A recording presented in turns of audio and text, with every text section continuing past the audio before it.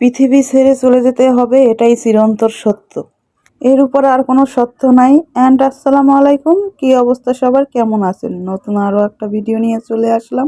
যদিও ভিডিওটা করতে আমার অনেক কষ্ট হয়েছে, আমি চাইছিলাম না করার জন্য।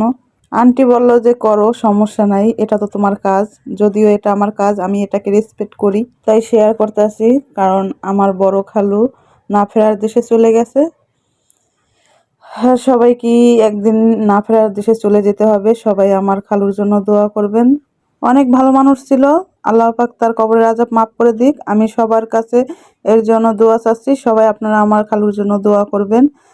এরপরে আসি রান্না বাড়ায়, কারণ রান্না বাড়া তো করতে হবে। ওখানে তো অনেক শোক চলতে আছে, সবাই তো না খেয়ে আছে, কেউ রান্না বাড়ার পরিস্থিতিতে নাই। আর আমাদের দেশে রান্না বাড়া করেও না।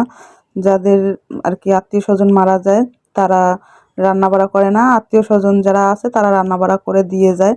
যেহেতু আমি ঢাকায় থাকি, আর ঢাকায় থাকার মতন আমার এক আন্টি আছে আর আমি আছি, তো এই দুজন ছাড়া তো আর আমাদের আর কেউ নাই। আমি বললাম আপনি বড় আন্টির কাছে থাকেন, আমি রান্না বাড়া করতে আসি। অনেক আত্মীয় স্বজনও আসছে অনেক দূর দূরান্ত থেকে, অন্তপক্ষে তাদের তো কিছু একটা খেতে দিতে হবে। তাই আমি ঝটপট করে রান্না শুরু করে দিলাম।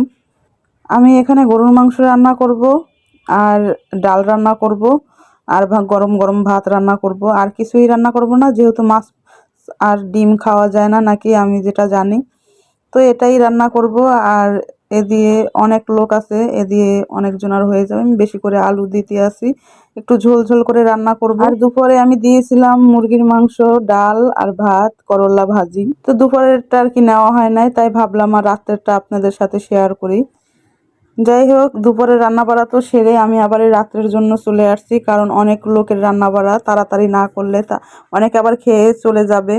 আর এখানে আমি মশলাটা একটু মরিচ একটু বেটে দিয়েছি, আর এরকম বেটে রান্না করলে অনেক ভালো লাগে। আর কেন জানি আজকের মাংস দুইটাই অনেক বেশি মজা হয়েছে। মুরগির মাংসটাও অনেক মজা হয়েছে, আর গরুর মাংসটাও অনেক বেশি মজা হয়েছে। সবাই খেয়ে অনেক প্রশংসা করছে।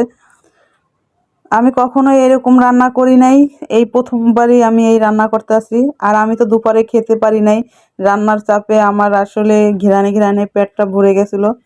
বিকাল থেকে আমার অনেকটা খিদে পেয়েছে, তাই ভাবলাম যে একটু মুড়ি চানাচুর খেয়ে নিই।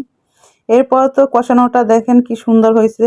আমি হাতে মাখিয়েই বসিয়েছি, কারণ এখন আর কষানোর মতন সময় নাই। আর হাতে মাখানোর মাংসটা খেতেই বেশি ভালো লাগে। জানি না কার কার অঞ্চলে এরকম নিয়ম আছে যে 3 দিন নাকি রান্না করা যায় না।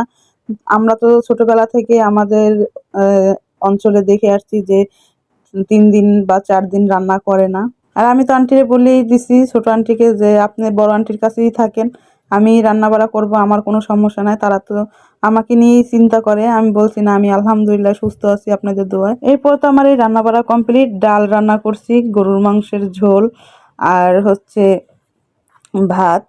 বলছিলাম কি মাছ বা ডিম এগুলান দেওয়া যাবে কিনা, তো আন্টিরা বললো যে এগুলান নাকি দেওয়া আমি জানি না মাছ ডিম খাওয়া যায় না কেন। যদি কেউ জেনে থাকেন অবশ্যই কমেন্ট করে জানাবেন। আর রান্নাগুলান আজকে অনেক বেশি ভালো লাগছে, আমিও খেতে বসে গেছি, আপনাদের ভাইয়াকেও দিলাম। সবাই অনেক বেশি ভালো থাকবেন, আল্লাহ হাফেজ।